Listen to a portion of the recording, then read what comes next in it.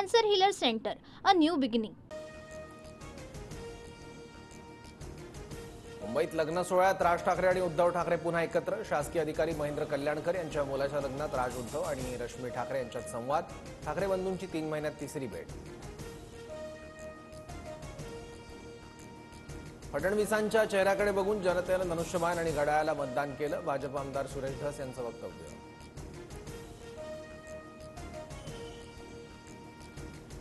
ठाकरेंच्या शिवसेनेत 2 मर्सिडीज दिल्या की एक पद मिळायचं, नीलम गोऱ्हेंचा गंभीर आरोप. तर इतरांच्या बाबतीत असं घडल्याचं लोक सांगतात, मात्र मी कधीही पदासाठी पैसे दिले नाहीत. वक्तव्यानंतर नीलम गोऱ्हेंकडून सारवासारव. रश्मी ठाकरेंच्या उपस्थितीत आज महिला पदाधिकाऱ्यांची मातोश्रीवर बैठक. नीलम गोऱ्हेंविरोधात ठाकरेंच्या शिवसेनेतील महिला पदाधिकारी रस्त्यावर उतरणार. बैठकीत आंदोलनाची दिशा ठरणार. उपमुख्यमंत्री शिंदेंच्या बालेकिल्ल्यात आज भाजपच्या गणेश नाईकांचा जनता दरबार. ठाण्यातील महाजनवाडी हॉलमध्ये सकाळी 11 वाजता जनता दरबार भरणार. तर शिवसेना नेतेही नाईक पालकमंत्री असलेल्या पालघरमध्ये दरबार घेण्याच्या तयारीत. भिवंडीतील सभेत बोलताना मंत्री नितेश राणेंची जीभ घसरली. सर्व धर्म समभावावर बोलताना नितेश राणेंची जीभ घसरली. पुण्यात आज कृषी उत्पन्न बाजार समित्यांची राज्यस्तरीय परिषद. उपमुख्यमंत्री अजित पवार शेतकरी आणि बाजार समित्यांमधील अडचणींचा आढावा घेणार. कृषी मंत्री माणिकराव कोकाटे, जयकुमार रावलही उपस्थित राहणार. कृषी मंत्री माणिकराव कोकाटेंच्या अपिलावर आज महत्त्वपूर्ण सुनावणी. म्हाडा सदनिका लाटल्याच्या आरोपाविरोधात जिल्हा सत्र न्यायालयात सुनावणी होणार. 2 वर्षांच्या शिक्षेविरोधात कोकाटेंचं न्यायालयात अपील.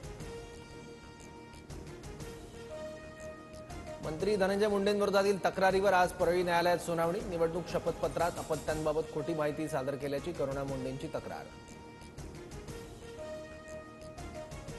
काँग्रेस प्रदेशाध्यक्ष हर्षवर्धन सपकाळ ॲक्शन मोडवर.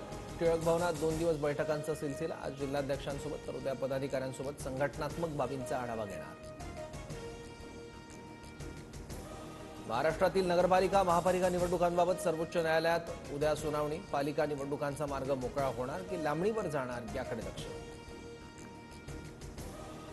उपमुख्यमंत्री एकनाथ शिंदे आमदार खासदारांसोबत प्रयागराजमधील कुंभमेळ्यात जाणार. शाही स्नान करत भक्ती प्रदर्शन, मठ आणि साधू संतांची भेट घेणार.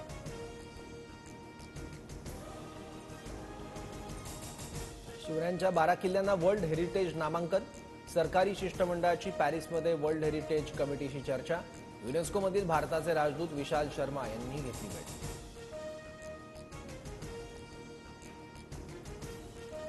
नवीन वाळू धोरणासंदर्भात आज अंतिम सादरीकरण. महसूल मंत्री चंद्रशेखर बावनकुळेंसमोर अतिरिक्त मुख्य सचिव सादरीकरण करणार. वाळू धोरणासंदर्भातील विविध हरकती आणि सूचना महसूल विभागाकडे प्राप्त. पुण्यातील नव्या जीबीएस रुग्णाची नोंद. राज्यातील रुग्णसंख्या 216 वर. 158 जीबीएस रुग्ण बरे, तर आतापर्यंत 11 जणांचा मृत्यू झाल्याची माहिती. बुलढाण्यातील केस गळतीतील रुग्णांची संख्या 293 वर. भारतीय वैद्यकीय संशोधन परिषदेचा अहवाल अद्याप गुलदस्त्यात. वातावरणातील विषारी घटकामुळे केस गळती झाल्याचा प्राथमिक अंदाज.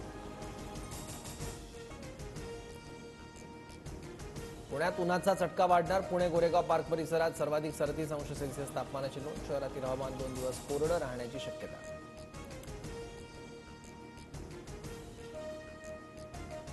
पीओपी मूर्ती कारागिरांची न्यायालयात जाण्याची तयारी.